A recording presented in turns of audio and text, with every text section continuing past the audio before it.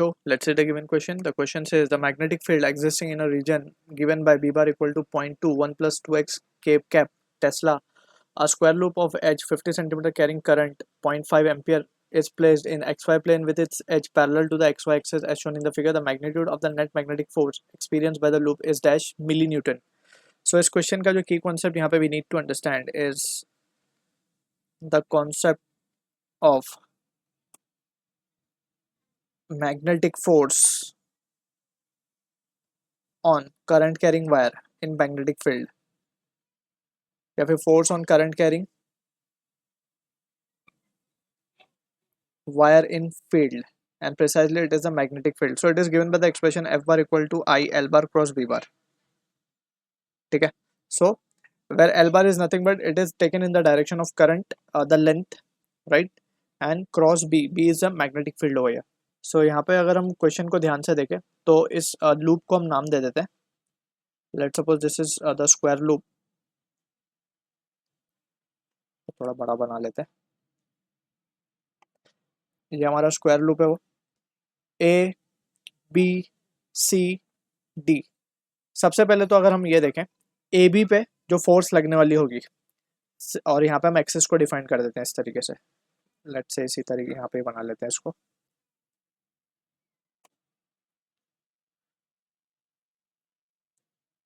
ये हमारा y है, ये हमारा x है, ये हमारा z हो जाएगा.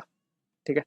तो यहाँ पे अगर हम देखें ध्यान से, ये पॉइंट है हमारा 2 मीटर की डिस्टेंस पे. ठीक है. ये भी हमारा 2 metre. It is not up to scale, just हमने यहाँ पे बना लिया है डायग्राम को. The diagram is not up to scale, right. So यहाँ पे जस्ट हम इसको समझने के लिए यहाँ पे ड्रॉ कर रहे हैं.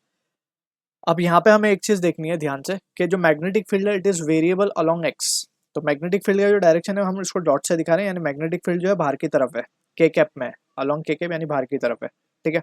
तो बाहर की तरफ है तो एल क्रॉस बी करेंगे. तो सबसे पहले हम लूप सी डी की बात कर लेते हैं. करंट का डायरेक्शन भी उसमें डिफाइंड है डायग्राम में.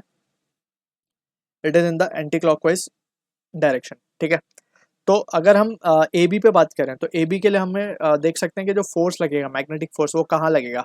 It will B, magnetic field बाहर है, करंट टुवर्ड्स लेफ्ट है. ठीक है. तो इट विल बी अपवर्ड. तो इसमें जो फोर्स लग रहा होगा वो अपवर्ड होगा. लेट्स से हम इसको बोल देते हैं एफ ए बी बार. ठीक है.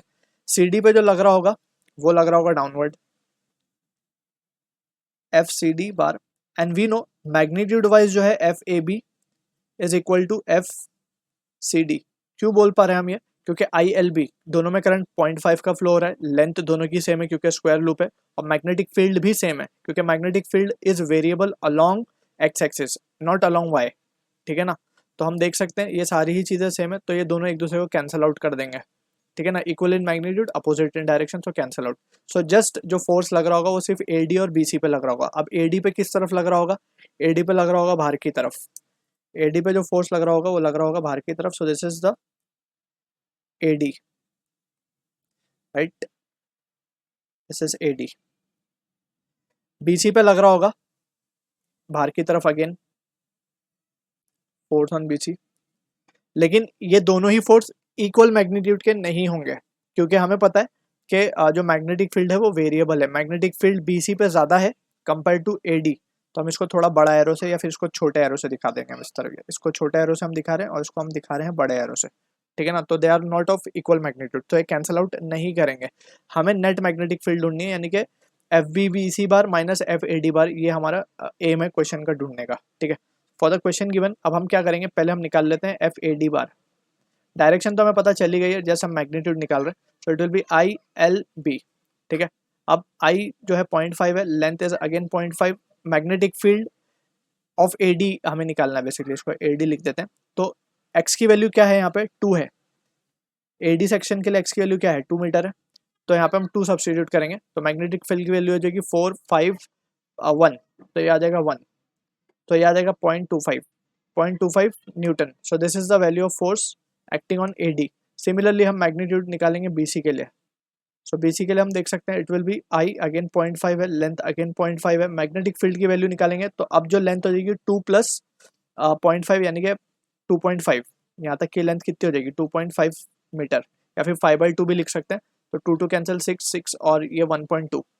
तो इसको मल्टीप्लाई करेंगे 1.2 से, so this comes out to be, so ये आ जाएगा 5 25 इंटू 12 विल बी 300, 300 इंटू 10⁻³ यानी कि 0.3 जस्ट नॉट 0.3 न्यूटन। सो अब हम क्या कर सकते हैं, we can take the value of net magnetic field, sorry magnetic force, right. So magnetic force, net magnetic force हम क्या लिख सकते हैं, therefore F net will be equal to what, F B C minus of F A D, तो ये कितना आ जाएगा 0.05 Newton, और इसी को हमें मिली न्यूटन में लिखना है, so it will be 50 millinewton. So this is the answer for the question we are getting. I hope you understood the solution. All the best.